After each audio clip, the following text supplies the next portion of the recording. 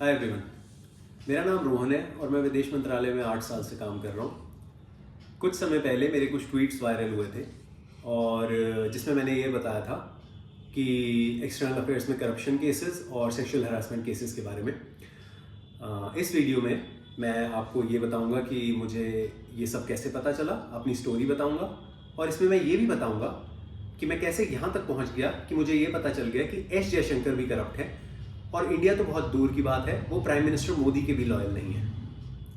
तो मैं 8 साल मैंने काम किया है मंत्रालय में। 3 साल मैं एम्बेसी ऑफ इंडिया मॉस्को में काम कर रहा था। ये 3 साल उस पीरियड में थे जब कोविड भी हुआ था। तो इस पीरियड में मेरा नाम भी उन एम्बेसी एम्प्लॉयज़ में से था जो कि हेल्पलाइन में दिए गए थे जब कोविड हुआ था और स्टूडेंट्स को इवैक्यूएट करवाना था।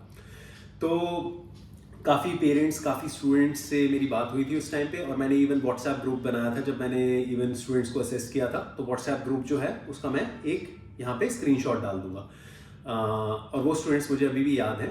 मैं ये इसलिए बता रहा हूँ क्योंकि इस टाइम भी जब ये सब इवैक्यूएशन के लिए हो रहा था तो कुछ लोगों ने अपने नाम रिमूव करवाए थे हेल्पलाइन नंबर से। वो इसलिए रिमूव करवाए थे कि रात को उठना ना पड़ जाए, चाहे कुछ भी प्रॉब्लम आ जाए। कुछ लोग ऐसे रहेंगे कि हमारी नींद पूरी होती रहनी चाहिए।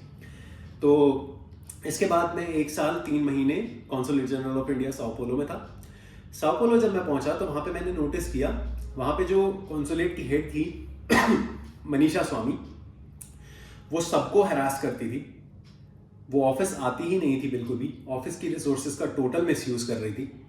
सुबह ऑफिस आती थी, आकर के चिल्लाती थी, उसके बाद चिल्लाने के बाद आधे घंटे ज़्यादा से ज़्यादा बैठती थी, सबके ऊपर चिल्लाती थी। उसके बाद ऑफिस से निकल गई। उसके बाद सारे दिन वो बाहर रही। शाम को आधे घंटे या 15 मिनट पहले वो वापस आ जाती थी, आकर के फिर सब पे ऊपर चिल्लाना और फिर उसके बाद चले जाना। कभी कभार शाम को नहीं आना, कभी कभार सुबह नहीं आना। ये इस तरीके से इनके 3 साल कटे हैं। ये $7,000 पब्लिक का पैसा लेती हैं। इसके बाद एक दूसरा एम्प्लॉय था आदर्श कुमार मिश्रा। ये वहां पे लड़कियों को सेक्सुअली हरास कर रहा था। इसने लिटरली लड़कियों को उल्टी से उल्टी बातें की हैं लिटरली में। उसके अलावा ये कोई काम धाम कुछ भी नहीं करते थे ये। और इसके अलावा कुछ लोग और हैं, एक है हरीश बक्सला, एक है गायत्री गोसाई और एक है सूरज मोहन। तो अब मैं आपको बताऊंगा कि क्या हुआ। तो मनीषा स्वामी सबको हरास तो कर ही रही थी। इन 3 लोगों को आदर्श कुमार मिश्रा के अलावा छोड़ के इनको भी ये भी परेशान हो रहे थे और इसका भी प्रूफ है। मैं एक रिकॉर्डिंग डाल रहा हूँ 1 घंटे की, जिसके अंदर हरीश बक्सला, गायत्री गोसाई और सूरज मोहन, ये तीनों के तीनों बता रहे होते हैं कि ये किस तरीके से इनको परेशान कर रही थी। इन लोगों को किसी को भी नहीं पता था, लेकिन मैं रिकॉर्ड कर रहा था। और उसी सेम वीडियो में गायत्री गोसाई एक्चुअली ये भी बता रही है कि गायत्री गोसाई ने एक सेक्सुअल हरासमेंट कंप्लेंट की थी आदर्श कुमार मिश्रा के अगेंस्ट, जो मनीषा स्वामी ने, जिसके अगेंस्ट कोई भी एक्शन नहीं लिया था। ये एक्चुअली में सच्ची कंप्लेंट थी, ये एक्चुअली में परेशान करने वाली कंप्लेंट थी। बट मनीषा स्वामी ने इस कंप्लेंट को दबा दिया और बोला कि तुम उसके साथ कभी काम तो करोगे नहीं। ये काम इसलिए मनीषा स्वामी ने किया क्योंकि वो खुद तो काम कुछ कर नहीं रही थी, जैसा मैंने पहले आपको बताया। उसके अलावा तो इसलिए इनको चाहिए थे और इनएफिशिएंट एम्प्लॉइज, इनएफिशिएंट जैसे आदर्श कुमार मिश्रा। क्योंकि अगर जब सब कुछ फट जाएगा और सब कुछ खराब हो जाएगा तो उसके बाद सवाल किया जाता है हेड से कि आप कर क्या रहे थे। तो हेड तब बोलेगी, सर मैं तो इन लोगों के साथ चला रही थी, आप देखो कैसे कितनी मुश्किल तरीके से मैं चला रही थी। ये काम बहाना बनाने के लिए, इसलिए ये इनके अगेंस्ट कोई एक्शन नहीं ले रही थी। तो जब ये सब चीजें कर रही थी वो सीजी, तो सीजी को पता था और मैं इन लोगों को भी बताता था। खैर वो बात और है, मैंने इनको कभी दिखाया नहीं कि मैं रिकॉर्ड कर रहा हूँ चीजों को, क्योंकि गलत चीजें अगर मेरे पास होंगी नहीं एज प्रूफ तो कौन सुनेगा। मेरे ट्वीट्स जो वायरल हुए हैं, आप में से कई लोग देखते ही नहीं, कभी भी नहीं देखते, कोई भी नहीं सुनता इन चीजों को। तो मैं ये बता रहा था। तो आखिरी में मनीषा स्वामी ने गायत्री गोसाई को कई बार पुश किया कि इसको ये दो, इसको मेमो दो, इसको ऐसे करो, ऐसे परेशान करो, ऐसे परेशान करो। एक दिन गायत्री गोसाई ने एक्चुअली में मेरे अगेंस्ट काफी सारी चीजें, पहले मेरे को लिटरली काफी परेशान किया किसी चीज के ऊपर। कोई चीज थी नहीं जिसके रिगार्डिंग मैंने रिप्लाई दी हुई है और ये रिप्लाईज भी मैं अभी इसी में ही नीचे लगा दूंगा। तो इन्होंने झूठ लिखा काफी सारा एक पेपर पे कि मैं ये काम नहीं कर रहा हूं। तो क्योंकि मैं ये सारे काम कर रहा था, काम मैं कर रहा था अपने आराम से, तो मैंने रिप्लाई में लिख करके दिया मैं ये सारे काम कर रहा हूं। उसके अलावा मैंने रिप्लाई में लिख के दिया कि आपको पोर्चुगीज नहीं आती और किसी को पोर्चुगीज नहीं आती। आप मेरे को नीचा दिखाने की कोशिश जो कर रहे हो कि मैं एक्चुअली MDI गुड़गांव का ड्रॉप आउट हूं। मैंने MBA कंप्लीट नहीं की थी, मैंने ड्रॉप आउट कर लिया था और ये मिनिस्ट्री की जॉब ज्वाइन कर ली थी। तो आप जो मेरे को बिलिटिल करने की कोशिश कर रहे हो, अगर आपको आसान छोटा दिखाने की कोशिश कर रहे हो, आपको आसान लगता है तो आप कैट दे दो। और इसके अलावा मैंने एक और चीज़ बोली थी, मैंने कहा था कि आपकी कोई नेटवर्किंग स्किल्स नहीं है, आपकी जो अच्छी इमेज है, आपके बारे में जो पॉजिटिव चीज़ें हैं वो मैं बोलता हूँ ब्राज़ीलियन लोकल्स को भी और ब्राज़ीलियन इंडियंस को भी, और ये बात सच है और ये कोई भी वेरीफाई कर सकता है। गायत्री गोसाई एक्चुअली में मेरे को बोलती थी कि मैं रोहन तेरे को छोटे भाई की तरह बोल रही हूँ, ये भी कर ले, ये भी कर ले, मैं तेरे को छोटे, बेसिकली वो काम मेरे ऊपर फेंक रही थी, ये काम हो रहा था छोटे भाई की तरह। मैंने इन्हें फुल रिस्पेक्ट के साथ ही ट्रीट किया और कभी नहीं। तो जब मैंने ये रिप्लाई लिख करके दी तो उसके बाद मुझे सीजी ने बुलाया, मनीषा स्वामी ने, मनीषा स्वामी, गायत्री गोसाई और सूरज मोहन, ये 3 लोग रूम में थे। इन्होंने मुझे बुलाया और इन्होंने बोला मुझे कि रोहन अपना फ़ोन बाहर रख के आओ। मैं फ़ोन बाहर रख के आ गया। उसके बाद इन्होंने मुझे बोला कि रोहन तुमने रिप्लाई दी थी तो गायत्री ने तुम्हारे अगेंस्ट सेक्सुअल हैरासमेंट इन्वोक की है, तुम शाम को 5 बजे तक रिप्लाई दे दोगे? तो मैंने जवाब दिया कि मैम आपने मेरे को रिटर्न क्या दिया है, मैं किस चीज़ की रिप्लाई दूँ? तो ये सुनते ही सीजी बौखला गई, क्योंकि वो एक्सपेक्ट नहीं कर रही थी, वो सोच रही थी ऐसी बात मेरे को बोलेगी मैं डर जाऊंगा। बट मैं डरूंगा क्यों जब मैंने कोई चीज़ गलत की नहीं यार, मैंने आज तक किसी लड़की के अगेंस्ट कोई उल्टी बात नहीं बोली, मैं क्यों डरूंगा, किस चीज़ के लिए मैं डरूंगा? तो इसके बाद इन्होंने एकदम से मेरे को बोला हाँ नहीं रोहन तुम कल तक दे देना। मैंने कहा मैं कल क्यों दूंगा, आप मेरे को दो रिटर्न, मैं अभी रिप्लाई दूंगा। तो उसके बाद इन्होंने मुझे लिख करके रिटर्न में दिया है, रिटर्न में लिख के इन्होंने यही चीज़ें दी हैं, लिख के दिया है कि रोहन कह रहा है कि गायत्री गोसाई पोर्चुगीज लैंग्वेज नहीं सीख सकती, कैट नहीं दे सकती और नेटवर्किंग स्किल्स नहीं है, ये रोहन का एटीट्यूड रिफ्लेक्ट करता है टुवर्ड्स वुमेन, इसलिए सेक्सुअल हरासमेंट केस। इसके बाद जब इन्होंने मेरे को ये लिख करके दिया, मैंने एक और रिप्लाई दी थी, मेरी दोनों रिप्लाईज यहाँ पे है, मैं अटैच करके इसमें दे रहा हूँ, आप लोग देख सकते हो, मैंने एक भी चीज़ कोई गलत नहीं बोली थी। इसके बाद इन्होंने, गायत्री गोसाई ने एक्चुअली और भी काफ़ी सारी चीज़ें झूठ लिखी मेरे बारे में, इनको पता नहीं है लेकिन वो मैंने देख ली थी। इसके बाद इन्होंने जो झूठ लिखी थी उस झूठ के बेसिस पे इन्होंने मुझे एक और पेपर दिया, जिस पेपर पे मैंने इवेंचुअली लिखा था कि आप जो फोर्स कर रहे हो झूठे सेक्सुअल हरासमेंट केसेस पे, इवन सुसाइड तक हुआ है, और मैं उस डॉक्यूमेंट को भी यहाँ अटैच कर रहा हूँ। एक मानव नाम का बच्चा था जिसने सुसाइड कर लिया था, उसके ऊपर एक झूठा केस लगाने की कोशिश की गई थी, इंस्टाग्राम पे ये चीज़ हुई थी, तो मैं उसको भी अटैच कर रहा हूँ। इस पीरियड ऑफ टाइम में होता ये था कि कई बार हरीश बक्सला मेरे रूम में आता था और आकर के मेरे को कहता था रोहन गायत्री कह रही है अब ये आर पार ही केस जाएगा, और मैं कहता था मतलब मैंने तो कुछ किया ही नहीं है यार, क्या क्या क्या बकवास कर रहे हो, ये आर पार जाएगा मतलब क्या तमाशा चल रहा है। बेसिकली पर्पस ये था कि तू या तो बिल्कुल ही नीचे दब जा या तो खुद ही अपना सुसाइड कर ले, कहानी खत्म। कभी भी तू ये हिम्मत ना कर दे कि तू मनीषा स्वामी के अगेंस्ट तक कंप्लेंट करने की हिम्मत कर दे। ये रीजन था जिसके लिए ये सब हो रहा था। इवेंचुअली जब मुझे हरास करते रहे चीजें करते रहे कुछ ना कुछ, तो आखिरी में मैंने जाकर के इनकी कंप्लेंट, रिटर्न कंप्लेंट की। मैंने 5 जनवरी को रिटर्न कंप्लेंट की थी, 5 जनवरी 2024 को। 5 जनवरी 2024 को मैंने रिटर्न कंप्लेंट की। मैंने कंप्लेंट लिख करके भेजी बी वनलाल बावना को, जो एडमिनिस्ट्रेशन के हेड थे एक्चुअली। इनको भी अभी एम्बेसडर टू कंबोडिया बना के भेज दिया है। बी वनलाल बावना को भेजी, और Suresh Reddy ambassador of India to Brazil, इनको मैंने कंप्लेंट भेजी। 8 जनवरी को मैं ऑफिस में आता हूँ, 6-7 सैटरडे संडे था, 8 को मैं ऑफिस में आता हूँ। इन्होंने ऑफिस का दरवाजा बंद कर रखा है और ये मुझे कहते हैं कि रोहन तेरी 9 तारीख की फ्लाइट की टिकट बुक हो गई है, तेरे को यहाँ से जाना है। मैंने ऑर्डर देखा, पहले तो मैं हैरान था कि ये हुआ ही क्या है यार, मैंने कंप्लेंट किया आप और मेरे को ही आप भेज रहे हो, मैं ही काम कर रहा था, आप मेरे को ही परेशान कर रहे हो। मैं लिटरली बहुत सारे एग्जाम्पल्स दे सकता हूँ, मैंने लोगों को लिटरली जहाँ जहाँ हेल्प की है। तो इसके बाद इन्होंने क्या किया, इन्होंने मेरे को, तो मैंने इनसे सवाल किया। दूसरा जो लॉजिकल बात हुई कि ब्राज़ील जो है एक कंट्री है जहाँ येलो फीवर है, मेरे को वैक्सीन नहीं लगी हुई थी। मैंने इनको कहा आप मेरे को वैक्सीन लगी नहीं हुई है, मेरे को आप वैक्सीन लेने दो, वैक्सीन 10 दिन में इफेक्टिव होती है, मैं ट्रैवल कर नहीं सकता हूँ इसलिए। तो हरीश बक्सला ने मुझे एक एग्जेम्पशन सर्टिफिकेट दिया है। ये एग्जेम्पशन सर्टिफिकेट एक सेफ्टी हैजार्ड है। वैक्सीन इंपॉर्टेंट इसलिए है कि जो डिजीज दूसरी कंट्री में कहीं पे प्रेवलेंट है वो इंडिया में ना आ जाए। ये एग्जेम्पशन सर्टिफिकेट सिर्फ साइन करने पे ही सिर्फ हरीश बक्सला को अभी तक नौकरी से निकाल देना चाहिए, बट हरीश बक्सला के अगेंस्ट कोई भी एक्शन नहीं लिया गया। हरीश बक्सला का कॉन्सुलेट से 5 जनवरी वाले दिन मैंने वीडियो डाला हुआ है जिसमें ये इंसान मेरे को क्लियरली बोल रहा है, कह रहा है कि तेरी कंप्लेंट ही ऑफिशियल नहीं है। बेसिकली ये पूरी जी जान लगा के कोशिश कर रहे थे। आदर्श बक्सला तो अलग ही लेवल की बदतमीजी पे जा चुका है उस वीडियो में। इन लोगों को ये कहीं से भी जस्टिफाई नहीं कर सकते, इनका बिहेवियर ये जस्टिफाई नहीं कर सकते, बट अभी तक ये लोग मेरे पीछे पड़ गए। कोई बात नहीं, मैं उसके बाद ट्रैवल करके वापस इंडिया आ गया। मैं इंडिया जब आया तो इंडिया आकर के मैं डायरेक्टर एडीपी से मिला। डायरेक्टर एडीपी है यतिन पटेल। मैंने इनसे पूछा आप मेरे को ये बताएंगे प्लीज़ कि मेरी कंप्लेंट के अगेंस्ट क्या एक्शन हुआ है। इन्होंने मुझे बोला है रोहन तेरी कंप्लेंट को अपनी भूल जा, कोई एक्शन नहीं होना है, तो चुपचाप से बैठ, 2 साल बैठ और उसके बाद तू पोस्टिंग पे जा। मैं एक चीज़ बताना चाहता हूँ, जिस दिन मैं आ रहा था एक्चुअली ब्राज़ील से, मैं उसी दिन ही सब कुछ पब्लिक करना चाहता था, बट मेरे को मेरी फियोन्से ने, जो कि ब्राज़ीलियन है, और मेरे एक और इंडियन वहाँ पे बिजनेसमैन दोस्त ने, उसने बोला रोहन देख तेरी मैरिज वैरिज का है, तू मत कर, ये लोग तेरे को परेशान करेंगे और तेरी काफ़ी चीज़ों में पर्सनल पड़ जाएंगे, तू रहने दे, तू चुपचाप से जा। मैंने इन लोगों की बात सुन ली। मैं आज सोचता हूँ मतलब कि मैंने क्यों सुनी, मैं वैसे खुद ही कर देता, बट आज एक तरीके से अगर मैं दूसरे तरीके से देखूँ तो मुझे कभी पता नहीं चलता कि एस जयशंकर का रखता है, अगर मैं तभी पब्लिक कर देता सब कुछ। तो अब आगे बढ़ते हैं। उसके बाद इन्होंने जब ये चीज़ हुई, मेरे को ये बात बोल दी, तो मैं उसके बाद चुपचाप से बैठा। जनवरी और फरवरी में मेरी सैलरी नहीं आई थी। इसके बाद मैं मेल लिखता रहा, इवेंचुअली जाके मैं कैश में मिला, तब मेरी सैलरी स्टार्ट हुई है। उसके बाद फरवरी में इन्होंने मेरे अगेंस्ट एक झूठा केस खोला। वो झूठा केस ये खोला, इन्होंने मेरे को लिख करके दिया कि मेरी फियोन्से जो है ब्राज़ील में मेरे साथ रह रही थी।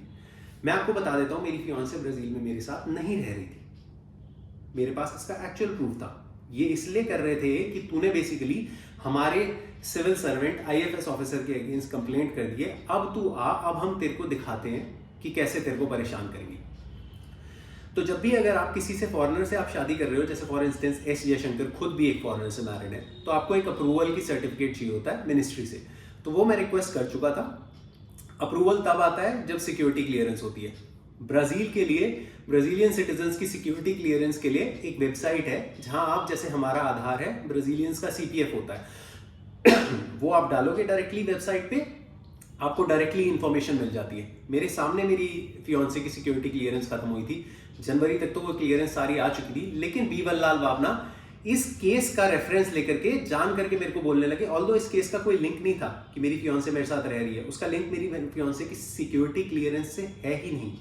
इस चीज को इन्होंने मेरी पर्सनल लाइफ में घुस करके कि तेरी मैरिज एप्लीकेशन हम अप्रूव नहीं करेंगे। और तो जो मेरे को इन्होंने फरवरी में दिया था पेपर, उसका मैंने 2 दिन में रिप्लाई दिया। मैंने 2 दिन में ही इमीडिएट रिप्लाई दे दिया। मैं इनकी रिप्लाईज भी सारी की सारी यहाँ अटैच कर रहा हूँ। मैंने रिप्लाई दिया कि मेरी फियोन्से मेरे साथ नहीं रह रही थी, मुझे हैरास किया जा रहा था, और आप मेरे को बताओ किस बेसिस पे आप कह रहे हो कि मेरी फियोन्से रह रही थी। फरवरी के बाद मार्च और अप्रैल 2 महीने बैठे रहे। अप्रैल में इन्होंने मेरे को एक्चुअली बुलाया कि रोहन तेरे से बात करनी है। विजिलेंस सेक्शन का कौशल एक एसओ है। मैं एक्चुअली जब इनके सेक्शन में गया, मैं रिकॉर्डिंग ऑन करके गया था। ये कौशल जो है, ये एक्चुअली मेरे को बता रहे हैं उसी रिकॉर्डिंग के अंदर, वो पूरी 40 मिनट की रिकॉर्डिंग है जिसमें काफ़ी कुछ है। कौशल मुझे पहले बता रहे हैं कि रोहन, सीनियर ऑफिसर्स के अगेंस्ट जब भी कंप्लेंट हुई है तो होता ये है कि जो कंप्लेंट करता है एक्शन उसके अगेंस्ट ही होता है।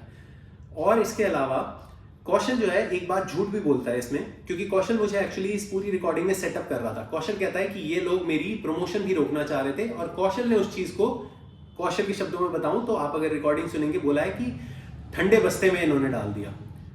ये कोई ठंडे बस्ते में डाला नहीं गया था। जो डेट्स वेट्स हैं, मेरी प्रमोशन की चीजें सारी की सारी इस झूठे केस खुलने से पहले ही क्लियर हो चुकी थी। ये कौशल मुझे सेटअप कर रहा था। उसी सेम रिकॉर्डिंग में ये अंदर आगे जाकर के मैं अंडर सेक्रेटरी से मिलता हूं, जो मुझे कहती है कि हम रोहन अनबायस्ड हैं, हमारे पास सब रिकॉर्डिंग्स हैं, तेरी लैंडलेडी ने बोल दिया है और ये सब चीजें हैं, तू एक्सेप्ट कर ले कि वो तेरे साथ रह रही थी, नहीं तो तेरे को डिसमिस कर देंगे। ये रिकॉर्डिंग आप कोई भी सुन सकते हो। ये रिकॉर्डिंग क्लियरली इलीगल काम चल रहा था और बेसिकली मुझे हैरास कर रहे थे। ये बेसिकली ये सोच रहे थे, मुझे ये बताना, ये कर रहे थे फोर्स इस चीज के लिए कि रोहन तू परेशान तो हो ही रहा है, तो लिख करके दे दे, तेरी चीजें सब होने लगेंगी। अब मैं आपको सच बताता हूँ, अगर बाय चांस मैं एक बारी को मान लेता कि कोई बात नहीं यार, छोड़ो यार, मैं लिख के देता हूँ, उसके बाद ये मेरे को पकड़ते और ये हैरास करते। मेरी फियोन्से मेरे साथ नहीं रह रही थी, और इसका प्रूफ मैं इसी सेम रिकॉर्डिंग जिसका मैं रेफरेंस कर चुका हूँ, जो नीचे अटैच्ड है यहाँ पे, उसके एंड तक मैं इस कौशल को क्लियरली प्रूफ भी दिखा देता हूँ। और उसके बाद ये मेरे से प्रूफ मांगता है, मैं कहता हूँ कि मैं प्रूफ आपको नहीं दूंगा, आप मेरे को रिटर्न में दो, तब मैं आपको जवाब दूंगा। तो इनके पास तो सब कुछ प्रिपेयर्ड था, बट इन्होंने एक्चुअली में कुछ भी नहीं किया। ये पूरी रिकॉर्डिंग आप सुन सकते हैं, इनके पास तो सब कुछ चीजें थी, लेकिन इन्होंने कुछ भी नहीं किया मेरे अगेंस्ट। फिर उसके बाद ये सब चीजें फरवरी में हो गई। फरवरी से उसके बाद फिर क्या, अप्रैल में हुई, सॉरी, ये सब चीजें अप्रैल में हुई। अप्रैल, मई, जून, जुलाई तक मैं इनसे रिक्वेस्ट करता रहा मेरी मैरिज अप्रूवल की। उसके बाद जाकर के मैंने आखिरी में जाकर के मैंने सीवीसी को फिर कंप्लेंट लिखी। सीवीसी को कंप्लेंट जो लिखी उसमें मैंने एक्सटर्नल अफेयर्स मिनिस्टर को भी किया टैग, उसमें मैंने और 2 मिनिस्टर्स जो काम करते हैं मिनिस्ट्री में उनको टैग किया। इस मेल की भी मैं एक कॉपी लगा रहा हूँ यहाँ पे। जब मैंने ये कंप्लेंट की उसके बाद जाकर के मेरी अगस्त में जाकर के अब इन्होंने क्लियरेंस दिए। क्यों? क्योंकि मैंने B1 लाल बावना का अब नाम लिख दिया इसमें, अब मैंने नाम लेना शुरू कर दिया एक एक करके, तो अब इन्होंने मेरा मैरिज अप्रूवल भेज दिया है। उसके अलावा जो विजिलेंस के मेन हेड है वो है पुनीत अग्रवाल, इनका नाम है पुनीत अग्रवाल। तो इनके पास तो सारे प्रूफ थे, आप रिकॉर्डिंग में उसमें सुन सकते हो। इन्होंने कुछ भी क्यों नहीं किया मेरे अगेंस्ट? क्योंकि इनके पास कोई प्रूफ नहीं थे, ये बेसिकली मुझे हैरास करने के लिए कर रहे थे। इन्होंने मेरे को लिख करके दिया है, और इतना स्टूपिड पेपर पे लिख करके दिया है। इन्होंने लिख के दिया है, हमें पता चला कि रोहन अपनी फियांसे के साथ रह रहा था ब्राजील में। रोहन ने जवाब दिया कि रोहन नहीं रह रहा था। और तीसरी लाइन में इन्होंने लिखा है कि हमें पता चला कि वो रोहन से इससे इस टाइम तक मिलती थी, मतलब इतनी से इतनी, यार बिना मिले तो कोई कभी डिसाइड नहीं कर लेता ना शादी करने के लिए, ठीक है। वो इतने से इतने टाइम पे मिलती थी। और उसके बाद इन्होंने लिखा है कि मैंने उसको मैनेज कर लिया था एक्सेस, जैसे मैंने क्राइम किया था अपनी बिल्डिंग में मैनेज एक्सेस। आपकी बिल्डिंग में अगर कोई आपसे मिलने आता है तो आप उसको एक्सेस देते हो या किसी क्रिमिनल को अंदर घुसाते हो? ये कौन सी लैंग्वेज लिखी हुई थी? मैंने उसको मैनेज एक्सेस कर दिया था, इन्होंने लिखा है। और लिखा है कि मैंने उसको गाड़ी उसकी अंदर मैनेज कर लिया था एक्सेस, उसकी गाड़ी अंदर लाने के लिए बिल्डिंग के लिए। आपके गेस्ट आते हैं, अगर किसी भी आप कहीं बिल्डिंग में रहते हो तो आपके गेस्ट गाड़ी अंदर ही खड़ी करते हैं ना, या आप गेस्ट को बोल देते हो ओए गाड़ी बाहर खड़ी करके आ। उसके बाद इन्होंने आगे मेरे को लिखा, इसमें आगे लिखा कि अब ये डिसाइड किया गया है कि मेरे को एक रिकॉर्डेबल वार्निंग देंगे। तो रिकॉर्डेबल वार्निंग कोई रीजन नहीं है। रिकॉर्डेबल वार्निंग, मेरी फियांसे मेरे से मिलती थी, रिकॉर्डेबल वार्निंग, इसकी कोई मतलब बन रहा है, कोई तुक है? इसके बाद हमारी एनुअल परफॉर्मेंस रिपोर्ट होती है। जो मेरी एनुअल परफॉर्मेंस रिपोर्ट गायत्री गोसाई ने जितनी कम कर सकती थी उसे कम से कम कर दिया है इन्होंने लिटरली में। और उसके बाद इन्होंने मेरे एक सेपरेट इंटेग्रिटी नोट भेजा है। तो मेरे जो ट्वीट्स वायरल हुए थे, काफी लोगों ने बोला है कि तूने पब्लिक क्यों कर दिया। तो मैं आपको एक जवाब देता हूं और इसे ध्यान से सुनना। कुछ चीजें अगर आप लोगों तक ये पहुंची नहीं होती तो हुआ ये होता, मेरे अगेंस्ट एक झूठा सेक्सुअल हरासमेंट केस बनाने की कोशिश की गई थी। बाय द वे मैं बता देना चाहता हूँ, ये केस कभी खुला ही नहीं है। ये केस खुला नहीं क्योंकि ये मंत्रालय में पहुंचा तो 2 में से एक चीज हुई है, या तो मंत्रालय ने इसको देखा, उन्होंने खुद देखा यार ये क्या लिखा हुआ है, ये तो क्लियरली तुम फंसा रहे हो इसको, ये तो साफ झूठ है। या फिर दूसरी सिनेरियो ये है कि ये चीजें गायत्री गोसाई से पूछी गई थी कि आपको इसे फॉलो अप करना है, तो गायत्री गोसाई को पता है अगर आप झूठा केस करोगे तो आपके अगेंस्ट एक्शन होगा। या फिर गायत्री गोसाई को खुद शर्म आ गई तो इन्होंने कहा कि नहीं। तो मेरा ये केस कभी ओपन नहीं हुआ, मेरे अगेंस्ट एक झूठा केस हुआ था, मेरे को वापस बुला लिया गया था, गलत तरीके से बुलाया गया है वो बात और है। वो गलत तरीके से आप लोगों को इसलिए पता है क्योंकि मैंने पोस्ट की पब्लिक, अदरवाइज पब्लिक को किसी को पता ही नहीं होना था। उसके बाद मेरे अगेंस्ट एक रिकॉर्डेबल वार्निंग डाली गई है और उसके बाद मेरे अगेंस्ट एक इंटेग्रिटी नोट।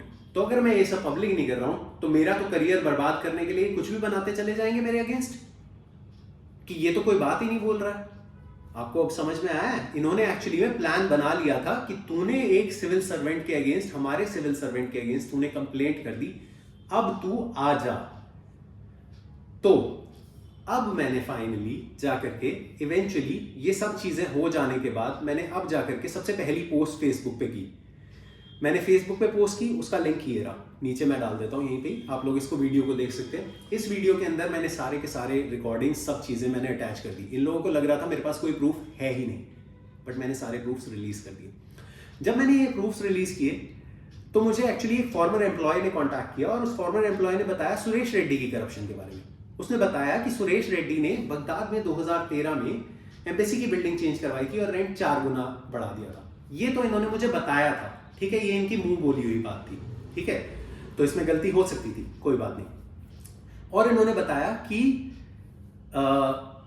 22 साल पहले एक रेप केस हुआ है और वो हुआ है, अब मैं बता रहा हूं, इस्तांबुल में।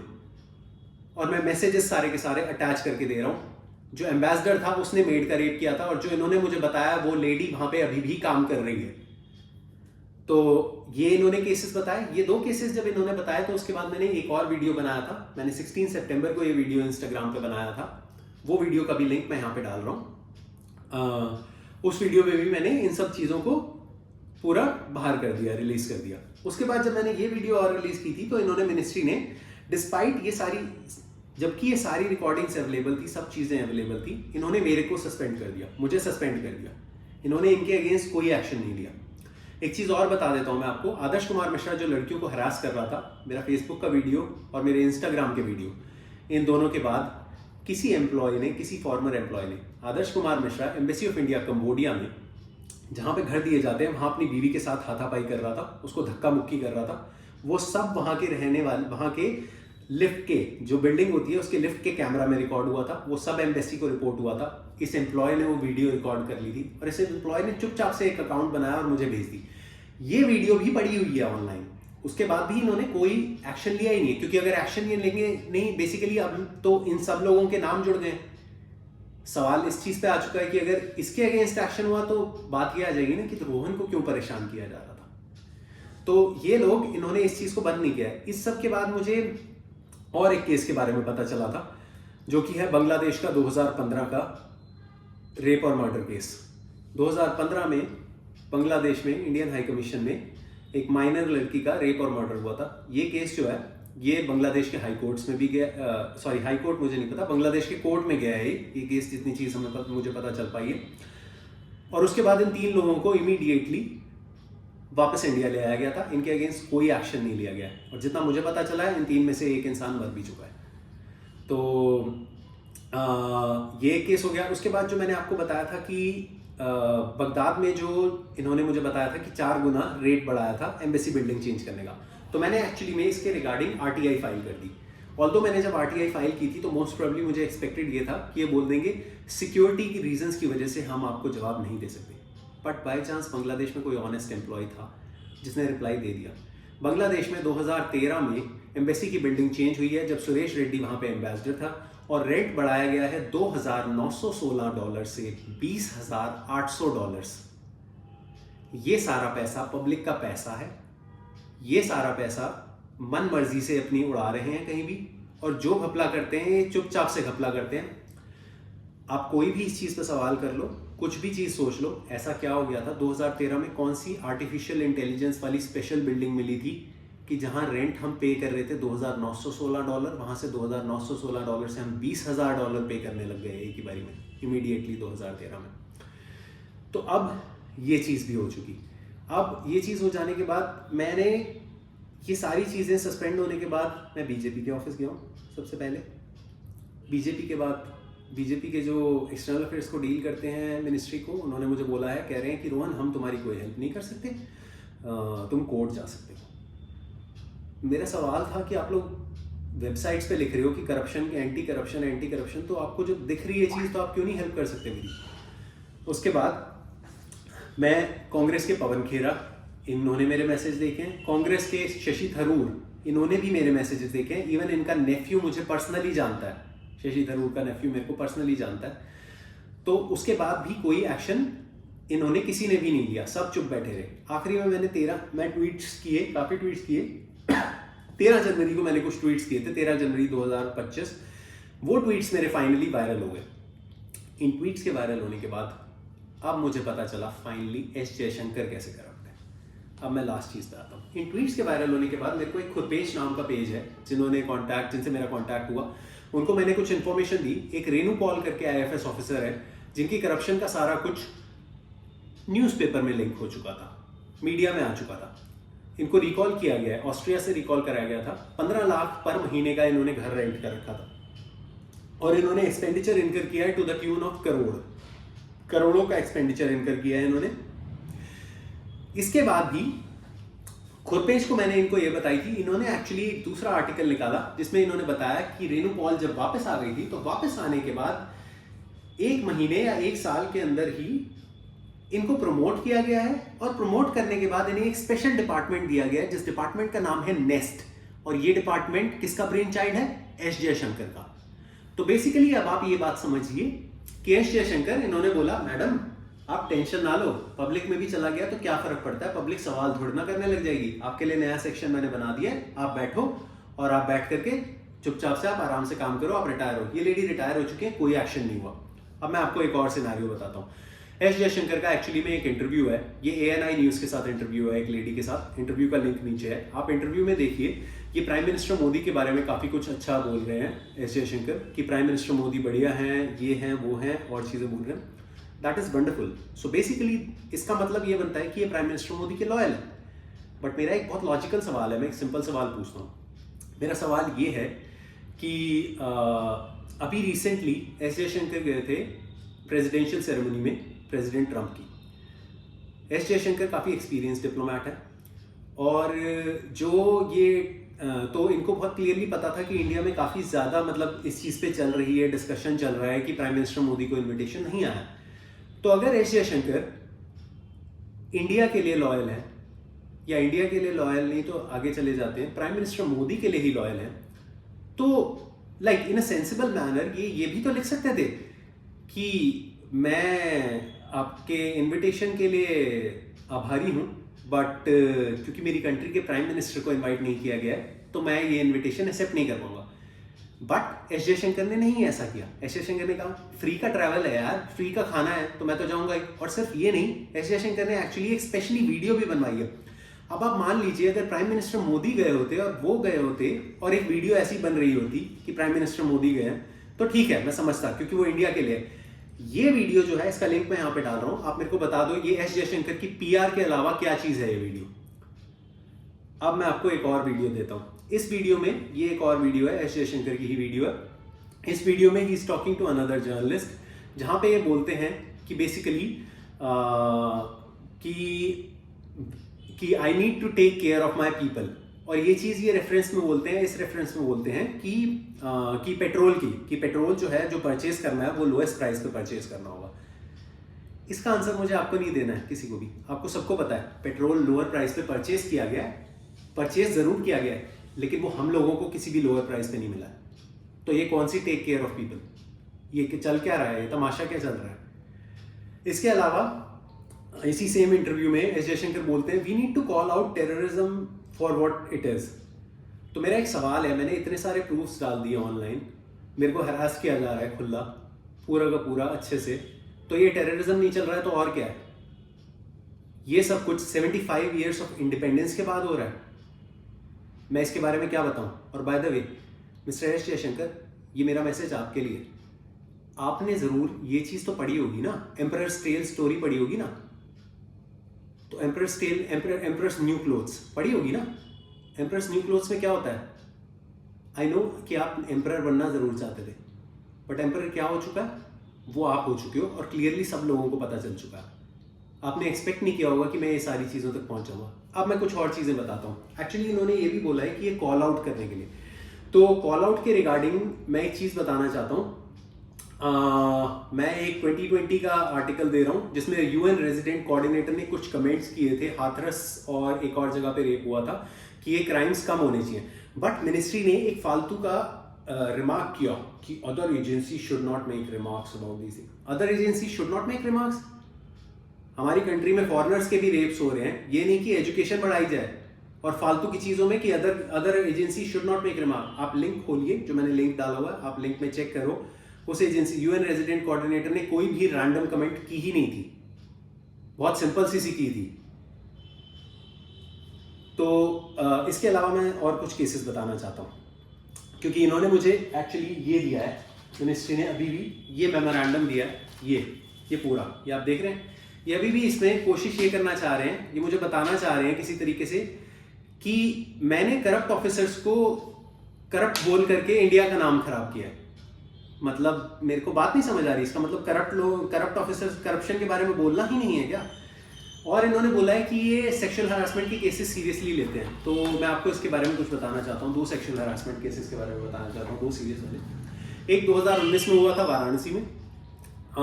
वाराणसी में एक इवेंट हुआ था प्राइम मिनिस्टर मोदी का, काफ़ी बड़ा इवेंट था। उसमें एक स्टूडेंट वॉलंटियर को मिनिस्ट्री ऑफ एक्सटर्नल अफेयर्स के एम्प्लॉय ताराचंद गुजर, इसने हरास किया था। इसके बाद ये न्यूज़ सिर्फ खाली वाराणसी के एक ही लोकल न्यूज़पेपर में छपी थी। इस न्यूज़ को पूरा का पूरा छुपा दिया गया था, इस न्यूज़ को पूरा का पूरा दबा दिया गया था, ये कहीं बाहर नहीं आई। अगर इस चीज़ को सर्च किया जाएगा तो मेरे ख्याल से, मैं होप करता हूँ कि वो लड़की हिम्मत करेगी और बोलेगी कि क्या हुआ था, क्योंकि मुझे ये पता है न्यूज़ को छुपाया जो गया था वो किसी आईपीएस ऑफिसर ने उसको रोक डाला था कि वो फैले ही नहीं न्यूज़। तो बेसिकली मतलब अगर आपके घर में किसी के साथ कुछ हो गया तो आप कहोगे कि एक्शन लिया, और अगर किसी और की बेटी के साथ हो रही तो आप चुपचाप बैठ जाओगे। इसके अलावा दूसरा केस मैं बता देता हूँ। ये केस हुआ है यही मंत्रालय में। एक 25 साल की लड़की के पीछे एक 45 साल का लड़का पड़ गया, और उसके बाद ये उससे शादी करने के लिए करे जा रहा है रिपीटेटिवली उसको परेशान। वो उसको तमीज से मना कर रही है। एक दिन ये होता है कि ये उसके पीछे पीछे जा करके यही मिनिस्ट्री में ही वॉशरूम में, वुमेन्स वॉशरूम में उसके पीछे घुस गया। वो लड़की वॉशरूम से बाहर निकलती है, ये वहीं खड़ा होता है अंदर ही, उसकी चीख निकल जाती है, ये बाहर निकलता है, जाके खड़ा हो जाता है, वो बाहर आती है, वहीं खड़ा होता है, इसके पीछा करते हुए इसके सेक्शन तक जाता है। उसके बाद वो लड़की आखिरी में कंप्लेंट कर देती है। वो लड़की ये लिख करके देती है कि आप लोग रिकॉर्डिंग्स निकाल लो, आपको क्लियरली दिख जाएगा कि ये क्या कर रहा था। बट रिकॉर्डिंग्स कौन देगा? रिकॉर्डिंग्स इसके ही भाई बंधु। इन्होंने रिप्लाई दिया कि उस दिन, उस पार्टिकुलर दिन उस फ्लोर के सारे कैमरास बंद थे, और उसके बाद से ये केस 3 साल से चल रहा है। ये 45 साल का बंदा जो है एक इंक्वायरी में ये तक बोल चुका है, ये बात बोल चुका है, कह रहा है कि ये लड़की जो है इसकी माँ और इसकी क्या नाम है, इसका भाई मेरे को बोल रहे हैं कि इससे शादी कर लो। आप मेरे को बताओ यार, कौन सी 25 साल की है जिसके माँ और भाई बोलेंगे कि 45 साल के बंदे से शादी कर ले? बाय द वे इसी सेम आदमी के अगेंस्ट एक और लड़की ने भी केस कर रखा है और कोई एक्शन नहीं हो रहा है। अब मेरे को नहीं पता इसके बाद भी मेरे साथ क्या होगा। मैं ये वीडियो इसलिए बना रहा हूँ कि ये इंडियंस तक रीच करे, ज़्यादा से ज़्यादा इंडियंस तक रीच करे। आपने जिसने भी ये वीडियो देखी है, जितना आप ज़्यादा लोगों तक पहुँचाओगे, जितना आप क्वेश्चन करोगे, उतना ही ज़्यादा इनके ऊपर प्रेशर अपने आप आएगा। प्रूफ्स क्लियर कट हैं। ये इन सारे लोग जिनके मैंने नाम दिए हैं, इनको एक दिन में, एक रात के अंदर ये इनको इंटेलिजेंट स्पीकर्स बना नहीं सकते, ये बन भी नहीं जाएंगे। इसके अलावा मैं आपको ये भी बता देता हूँ मैंने लोगों की किन किन की हेल्प की है। क्योंकि ब्राज़ील में एक सिनेरियो हुआ था, एक इंडियन इंसान नेवी में काम करता था। वो उसका एक्चुअली सिर पे काफ़ी गंदी चोट लग गई थी। हरीश बक्सला क्योंकि बात ही नहीं कर सकता है पोर्चुगीज़ में, तो इन्होंने मुझे कॉल किया था। मैंने इमीडिएटली हॉस्पिटल कॉल किया और मैंने थोड़ी ही देर में हॉस्पिटल से रिप्लाई कर दिया। मेरे बाद एक्चुअली ब्राज़ीलियन ने कॉल की थी, जब तक उसको पता चला था कि मैंने बात करके इन्फॉर्मेशन निकाल के इनको पास ऑन कर दी है। इसके अलावा मैंने हेल्प की थी, मैं एक और बता देता हूँ। मानुषी चिल्लर आपको पता होगा। मानुषी चिल्लर इंडिया को मिस वर्ल्ड में रिप्रेजेंट करने गई थी। मिस वर्ल्ड में मानुषी चिल्लर के साथ एक्चुअली एक और कैंडिडेट थी ब्राज़ील की। Her name is Gabriel Vilela. Gabriel Vilela embassy में आई थी, कॉन्सुलेट विंग में आई थी, अपना वेट कर रही थी, और हरीश बक्सला ऑफिस टाइम पे बाहर गया हुआ था लिटरली में। तब मैंने उससे बात की थी। वो कई घंटे तक बैठी हुई थी। मैंने उसको बोला था, थोड़ी देर बात की थी। उसके बाद वो वीज़ा अपना लेकर के, पासपोर्ट दे करके, वो लड़की अपना पासपोर्ट 6-7 महीने भूल गई थी। वो लड़की मेरे को अच्छे से जानती है, वो भी रिप्लाई दे देगी। मैंने उसकी हेल्प की थी। उसके अलावा एक और लड़का है, इसका नाम है दीपक फोर। ये लड़का अपना पैसे इसने एक्स्ट्रा डिपॉजिट कर दिए थे, क्योंकि इसने मेरे से जब आया था, ये आया था और इसकी वाइफ आई थी। इन लोगों की मैंने काफ़ी अच्छे से हेल्प की थी, जितनी मैं कर सकता था, जो मुझे पता है चीज़ें, उसके बेसिस पे। उसके बाद इन्होंने क्योंकि पैसे ज़्यादा डिपॉजिट कर दिए थे, तो गायत्री गोसाई ने बाद में बोला है, ये इंसान आता है एम्बेसी में और गायत्री गोसाई ने बोला है कि आपके पैसे जो हैं आपको रिटर्न हो जाएंगे। ये वापस जाता है और इसको एक बहुत बड़ी मेल लिख करके वो ले देती हैं कि आपके पैसे आपको वापस नहीं दिए जा सकते। मैंने इसको बताया कोई रूल नहीं है जिस पे नहीं दे सकते, और ये रिप्लाई इसने दी है पूरी की पूरी। उसके बाद इसके पैसे रिटर्न हुए। इस तरीके से एम्बेसी में एम्प्लॉयज़ हरास करते हैं लोकल लोगों को, और ये मेल की रिप्लाई सारी की सारी मैं आपको अटैच करके दे रहा हूँ। हरीश बक्सला ने एक ब्राज़ीलियन लड़की को हरास किया था, जिसकी ऑडियो रिकॉर्डिंग है मेरे पास, और वो ऑडियो रिकॉर्डिंग में लगा रहा हूँ। वो ब्राज़ीलियन लड़की ईजीली सॉर्ट आउट, ईजीली अभी भी बाहर आ सकती है अगर ब्राज़ीलियन मीडिया ने उठा दिया। क्योंकि वो ब्राज़ीलियन लड़की जो थी, उसके पेरेंट्स जो थे वो यहाँ गोवा में रहते थे और वो एक्सपायर हो गए थे, और उनकी कोई प्रॉपर्टी के रिगार्डिंग कुछ वो साइन के लिए आई थी। वो बहुत इजीली पता चल जाएगी। वो रिकॉर्डिंग भी पड़ी हुई है, वो रिकॉर्डिंग भी मैं यहाँ पे अटैच कर रहा हूँ। हरीश बक्सला, ये दीपक फोर जो मैंने लड़का बोला, इससे भी ये बदतमीजी कर रहा था। इसकी वाइफ के बारे में भी इसने बक्सला से बोला था। हरीश बक्सला ने, there is one more Brazilian businessman Manmohan, इनसे भी इसने बदतमीजी की है। मैं आपसे सबसे रिक्वेस्ट करता हूँ, if none of you are going to speak now, तो इसके बाद ये सिर्फ खाली यहाँ पे नहीं है, आप लोग किसी भी जगह पे हो, इंडियंस, आपको पता है एम्बेसी और कॉन्सुलेट्स में बहुत ही कुछ एम्प्लॉयज अच्छे भी हैं, ऐसी बात नहीं है। कई एम्प्लॉयज ऐसे हैं जो टोटली अनक्वालिफाइड हैं और लिटरली बदतमीजी करते हैं और लोगों को परेशान करते हैं। अगर आपने सही चीज के लिए वॉइस नहीं रेज की, then these kind of employees ये लोग और ज़्यादा से ज़्यादा रहेंगे और चीज़ें होती रहेंगी। और मैं एक आखिरी चीज़ बोलना चाहता हूँ, अगर इस सब के बाद भी मेरे अगेंस्ट कुछ चीज़ हुई, मेरे को अगर कुछ भी हुआ, तो उसमें जिम्मेदार ये मिनिस्ट्री के लोग होंगे, क्योंकि अब इन लोगों की जॉब खतरे में आ चुकी है और इन लोगों की नौकरियां खतरे में सही में आनी भी चाहिए। अगर मैं सही बात बोलूं तो इन लोगों को सबको नौकरी से निकालना चाहिए, जो क्लियरली पकड़ में आ चुके हैं इसमें। और अगर कोई इसको नहीं निकालता तो इसका मतलब हम इस देश में सिविल सर्वेंट्स ही रूल कर रहे हैं और कुछ नहीं है। आई होप ऐसा नहीं है। आई होप इंडियंस इसे देखेंगे, आई होप इंडियंस इसे शेयर करेंगे ज़्यादा से ज़्यादा। जय हिंद।